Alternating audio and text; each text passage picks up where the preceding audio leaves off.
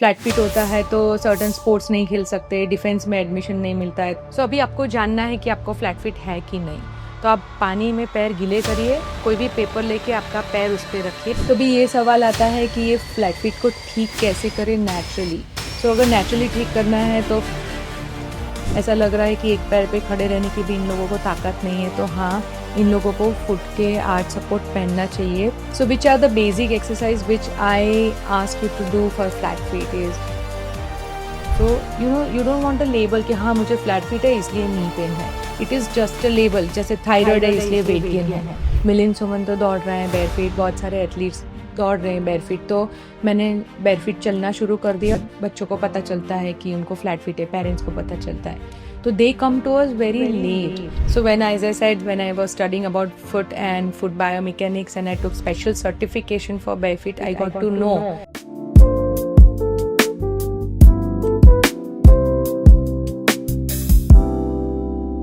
मैंने 1997 में फिजियोथेरेपी पास किया, तो तब से मैं हम लोगों को फ्लैट फीट पढ़ाया जाता था। तो इतने सारे लोगों को हमने देखा है, और घर में भी 2-3 जन को फ्लैट फीट था, तो उसके पीछे मैं पड़ गई थी कि चलो let's do strengthening, let's do all this orthosis, what ever doctor is saying कि वहाँ पे जो सपोर्ट करते हैं ये सब। तो भी देखा कि 1-2 साल तक हमने ऑर्थोसिस लगा लगा कर प्रैक्टिस किया, सब कुछ किया, तो भी वो आज वो ऑर्थोसिस से ऊपर आता ही नहीं था। तो तब I gave my best for my relatives and my family members basically, but it did not work. So eventually जब भी फ्लैट फीट का पेशेंट आता था ना, it became a challenge कि ये मेरे घर पे ही काम नहीं किया है कि ये generally certain things don't work. So over the period of time I saw that activating the nervous system in the foot and strengthening the foot was more important than rather only hitting the target about flat feet. और ऐसा भी सुना जाता था कि flat feet होता है तो सर्टन स्पोर्ट्स नहीं खेल सकते, डिफेंस में एडमिशन नहीं मिलता है, तो जो डिफेंस के बच्चे थे वो भी आकर वो स्ट्रेंथनिंग कराते थे कि ये फ्लैट फीट ना हो तो इनको ये डिफेंस में जा सके। तो फ्लैट फीट एक बहुत बड़ा एक चैलेंज भी बन गया over the period of time. जब हम लोग नी और बैक पेशेंट देखते थे या शोल्डर या पॉस्चर करेक्शन करते थे, तभी भी फ्लैट फीट बीच में आता था। तो मैंने उसके बाद फ्लैट फीट के लिए बेयर फीट का स्पेशलाइजेशन का कोर्स किया न्यूयॉर्क से, and after that it just change my way how I looked at people. So in 2016 I did that certification, and before that until 2020 for 8 years I was with Vadodara International Marathon as a fitness partner, and that time I was suggesting this kind of shoe, ये देखो shoe में ये होना चाहिए, flexibility होनी चाहिए, and pronation के लिए ये शू लो। उसके बाद पे पूरा मेरा नज़रिया चेंज हो गया। सो ये पूरा सीरीज़ हम फ्लैट फीट के बारे में करेंगे, तो आपको गाइडेंस भी मिलेगा और आप अपने आप को ट्रीट भी कर पाएंगे या समझ पाएंगे। सो फ्लैट फीट एक जनरल टर्म है जो फुट के जैसे फुट का जो अंदर का आर्च है पूरा बैठ गया है, आपका फुट पूरा ही टच कर रहा है। जैसे आप पानी में पैर रखो और कहीं पे भी आप मिट्टी में पैर डालो तो आपको पूरा फ्लैट ही दिखेगा, कुछ भी आर्च जैसा ऐसे कर्व नहीं दिखेगा। उसको in general term flat feet बोलते हैं। वो बेसिकली 2 टाइप्स के होते हैं। एक है फंक्शनल, जिसको हम स्ट्रेंथनिंग करके ये आर्च लिफ्ट कर सकते हैं।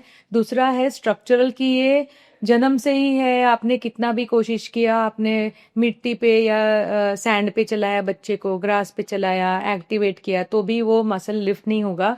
ये स्ट्रक्चरल फ्लैट फीट है। तो भी ऐसा ज़रूरी नहीं है कि हर एक स्ट्रक्चरल फ्लैट फीट वाले लोगों को पेन होता है। सो ये फ्लैट फीट फंक्शनल हो या फ्लेक्सिबल हो या स्ट्रक्चरल हो या रिजिड हो, ये फ्लैट फीट बेसिकली जैसे आपके 2 पैर है तो ये 2 गाड़ी के टायर है।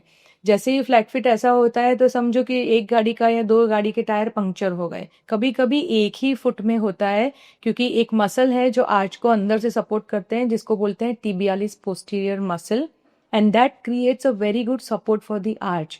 सो ये आर्च का मसल अगर फ्लैट होता है तो एक ही फ्लैट फिट होता है। जो जैसे गाड़ी का एक ही टायर पंक्चर हो गया, कभी कभी दोनों टायर पंक्चर हो गए, तो गाड़ी का पूरा या कोई भी बिल्डिंग का पूरा नींव से ही वो ऐसे होता है, तो पूरा ऊपर का पोस्चर बिगाड़ के छोड़ता है। इसलिए फ्लैट फीट बहुत इंपॉर्टेंट चीज़ है कि आप उसको टारगेट करो, ना ही कि फ्लैट फीट खत्म करने के लिए, मगर फ्लैट की फीट की वजह से जो इश्यूज होते हैं और बेसिकली फ्लैट फीट के जो मसल्स हैं वो स्ट्रेंथन करने के लिए ये इश्यू को टारगेट करिए। सो ये फुट में बेसिकली 3 आर्चेस होते हैं। एक ये हॉरिजॉन्टल आर्च है, ये वर्टिकल आर्च है, इनसाइड वाला वर्टिकल आर्च, और यहाँ पे लैटरल वर्टिकल आर्च है।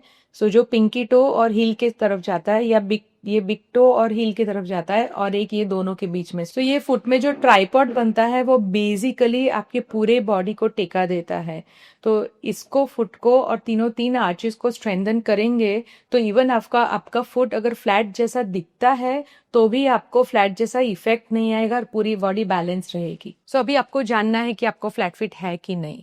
तो आप पानी में पैर गीले करिए और आप कोई भी पेपर लेके आपका पैर उस पे रखिए या मिट्टी पे पैर रखिए कि आपको पूरा ये दोनों टोज और हील के लेकर सब कुछ अगर दिखे आपका प्रिंट तो आपको फ्लैट फीट है। अगर फ्लैट फीट नहीं है तो बीच में आपको ऐसे फुट में आर्च दिखेगा।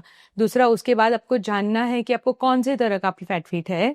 तो हम लोग पेशेंट्स के साथ क्या करते हैं कि जैसे पूरा भी फ्लैट फीट हो तो भी हम लोग ऐसा कराते हैं और टो को ऐसे पुल करते हैं। जैसे ही टो को पुल करते हैं तो यहाँ पे एक आर्च क्रिएट होता है। अगर ये आर्च क्रिएट होता है तो ये वाले स्ट्रेंथनिंग से तो भी आपका आर्च वापस आ जाएगा।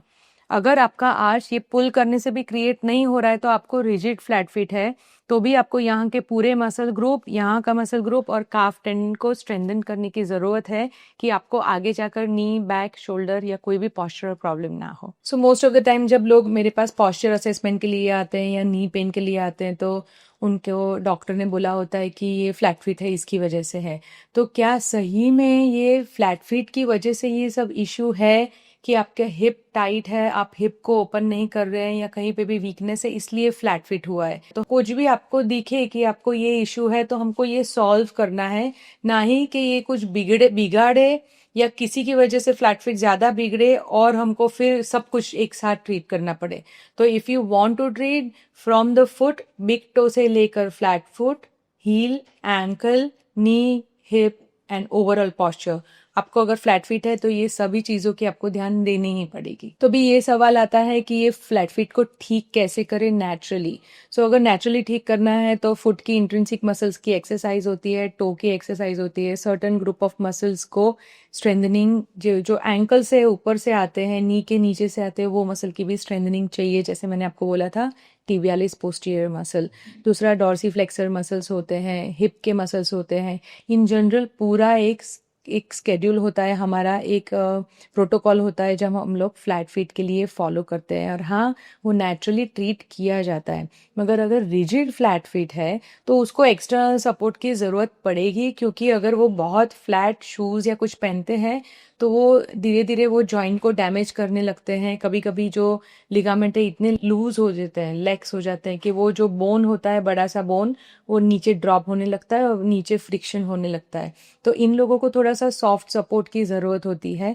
आई don't believe in rigid support और rigid braces for the foot, because as soon as you do anything rigid in your shoes और in your footwear for your supporting your feet, you are actually localizing all the forces in the foot, or maybe you are transferring the forces in your knee joint. So कोई ना कोई joint पे वो जो gravitational force का opposite force है, जिसको ground reaction force बोलते हैं, वो कहीं ना कहीं जाकर फोर्स ब्लीड कोई जॉइंट पे करेगा और फुट की बजाय वो कोई और जॉइंट पे लोड डालेगा। So even for both the type of feet, flexible या rigid, you want to strengthen the line, the kinetic chain I told you. So which are the basic exercise which I ask you to do for flat feet is जो simple towel curling exercise है, आपने मेरे बहुत पुराने videos में देखा होगा। एक टावल लेते हैं, हील के सिवाय सब जगह पर वो पूरा टावल लेते हैं और टोज को ऐसे कर्ल करते हैं। दूसरा, काफ को स्ट्रेंथन और काफ को स्ट्रेचिंग एक्सरसाइजेस। तीसरी एक्सरसाइज बोलते हैं जिसको शॉर्ट फुट। तो आप खड़े हैं, नी को 10-15 डिग्रीज बेंड करे जाता है। अगर आप में कंट्रोल है तो 25 डिग्रीज बेंड करिए। 1 फुट, एक पैर हवा में होगा, लंगड़ी करके खड़े होंगे आप, और दूसरा नी जो खड़ा है वो बेंड रहेगा। और आप बिग टो को प्रेस करिए, रिलैक्स करिए, बिग टो को प्रेस करिए, रिलैक्स करिए।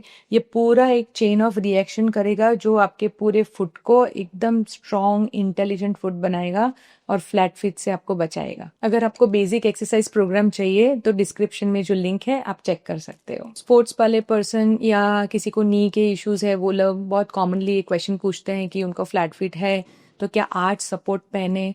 तो इनिशियली अगर इतना फुट स्ट्रॉन्ग वीक पड़ गया है कि सब ये जो बोन्स है ऐसे सेपरेट सेपरेट मुझे लग रहे हैं, ऐसा लग रहा है कि एक पैर पे खड़े रहने की भी इन लोगों को ताकत नहीं है, तो हाँ, इन लोगों को फुट के आर्च सपोर्ट पहनना चाहिए। प्रोनेक्शन के लिए जो सपोर्ट आता है वो medial arch support, semi rigid हो या सॉफ्ट हो, दे आर बेटर।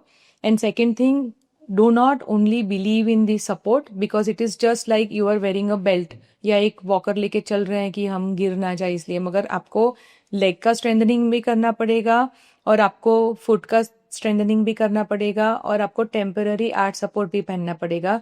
तो ओवरऑल जैसे हमारे बॉडी का बैलेंस इंप्रूव होता है फिर हमको वॉकर की ज़रूरत नहीं पड़ती, वैसे ही हमको आगे जाकर आर्च सपोर्ट की ज़रूरत नहीं पड़ेगी।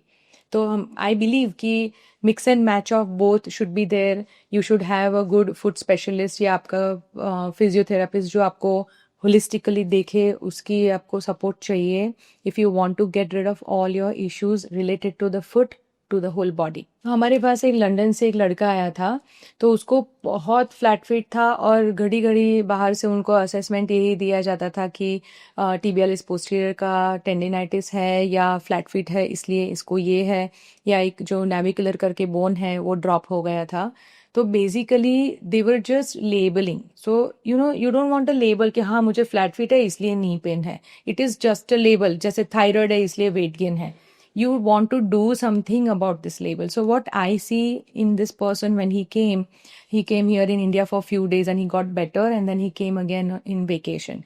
So we started strengthening his foot.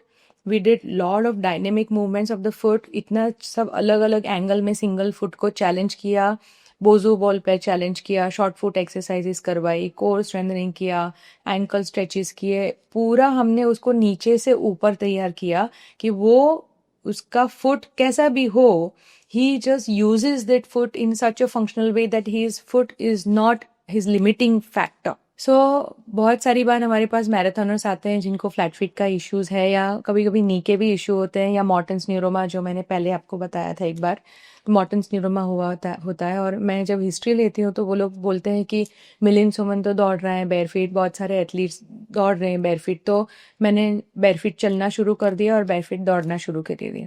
तो आप देखो कि ये लोग जब दौड़ते हैं तो फिर वो सिर्फ एक दो फोटोज ही दिखाते हैं दौड़ने के, उसके पहले उन्होंने फुट को कितना स्ट्रॉन्ग किया, ओवरऑल उनकी लाइफस्टाइल क्या है, उनका फुट का collagen structure, ligamental structure, muscular structure कैसा है, वो उनके फिटनेस एक्सपर्ट या फिजियोथेरापिस्ट को पता होगा। तो अगर आपको बेयरफीट वॉकिंग से आपको ऐसा है कि अकेला फ्लैट फीट में हेल्प करेगा तो नहीं, but barefoot walking in a sand or pebbles is a river bed is a different thing. Barefoot walking at home in an unnatural surface is not going to help your flat feet. So again I am saying maybe semi rigid support या soft support, all the exercises and practicing barefoot on a natural surface like which gives you different types of feeling. जैसे sand में हम खड़े रहते हैं तो कैसा foot हमारे ब्रेन से बात करता है, पेबल्स पे होते हैं, अलग अलग पेबल्स पे होते हैं, घास पे होते हैं तो कैसा फील होता है। तो आप अलग अलग अगर नेचुरल सर्फेसिस को पे वॉक करो तो आपको ये डेफिनेटली फायदा होगा, not that just walking on a tar surface या वॉकिंग ऑन अ ट्रेडमिल। सो कभी कभी हमारे पास क्लाइंट, जैसे मैंने वो स्पोर्ट्स पर्सन की बात करी थी या कोई डिफेंस पर्सनल या बच्चे, जब बच्चों को पता चलता है कि उनको फ्लैट फीट है, पेरेंट्स को पता चलता है, तो they come to us very late. If you feel that after 6 or 7 years of age the arch has not developed, initially arch ऐसे flat होगा, धीरे धीरे जैसे मसल स्ट्रांग होंगे, ग्लूटियस मसल स्ट्रांग होंगे, वैसे ही फ्लैट फीट भी डेवलप होगा। By 7th year of the age flat feet दिखने लगेगा अगर है तो इनिशियली पहले से ही आप वो बच्चे को पहले से ही, ये मैंने जो सरफेसेस बोली, घास है, रेती है, पेबल्स है, उस पे चलाना शुरू करो या बेसिक एक्सरसाइजेज या बेयरफीट दौड़ाओगे तो उनको आर्च डेवलप हो जाएगा। तो बेसिकली फिजियो को कब मिलना चाहिए कि आपको दिखे ये, तो आपको फिजियो को मिलना ही चाहिए क्योंकि आपको स्ट्रेंथनिंग चाहिए। और पडायाट्रिस्ट को कब मिलना चाहिए कि आपको लगे कि फिजियोथेरेपी की कोई भी एक्सरसाइज नहीं काम कर रही है, फुट का मस्कुलर स्ट्रक्चर बाय प्यूबर्टी अच्छा दिखता है तो भी वो फुट ऐसा ही रहता है, और एक्सरसाइज करने के बाद भी आर्च नहीं डेवलप हो रहा है या बहुत सारा पेन परसिस्ट करता है, तो फिजियो और पेडियाट्रिस्ट को दोनों को साथ में एज ए टीम काम करने दो. तो definitely earlier the better. So as I said, when I was studying about foot and foot biomechanics and I took special certification for barefoot, I got to know that there are 7 to 10,000 nerve endings in the foot. There are over 20 muscles in the foot, around 56 ligaments in the foot and over 20 joints. अगर nature को foot को इतना important नहीं बनाना था तो इतनी सारी चीजें इधर दी नहीं होती कि वो फुट के पास इतने सारे चीज़ें हैं कि वो ब्रेन से और फुल बॉडी से कनेक्ट कर सके. तो आपके इवन शोल्डर में या ग्लूट्स में भी थोड़े ही, हिप में थोड़े ही मसल्स है, इतने सारे मसल्स फुट में ही है. तो फुट को इम्पोर्टेंस दो और नीचे से बॉडी को ठीक करो. So for all you sports person, coaches, fitness experts and all the sports enthusiast, I feel that you should all train barefoot except you're lifting heavy weights and all. कि अगर barefoot train करते हैं तो आप जब squats में या आप प्लैंक में जाते हैं तो आपको पता चल जाएगा कि आपके फुट में रोटेशन कितना होता है, प्रोनेशन कितना होता है. या प्लैंक में जाते हैं तो पता चलता है कि हील बिग टो के जॉइंट पे आता है कि नहीं. तो ये सब से आपको फुट की रिजिडिटी, ओवर फ्लेक्सिबिलिटी ये दिखने लगती है. तो बेयर फीट ट्रेन करिए.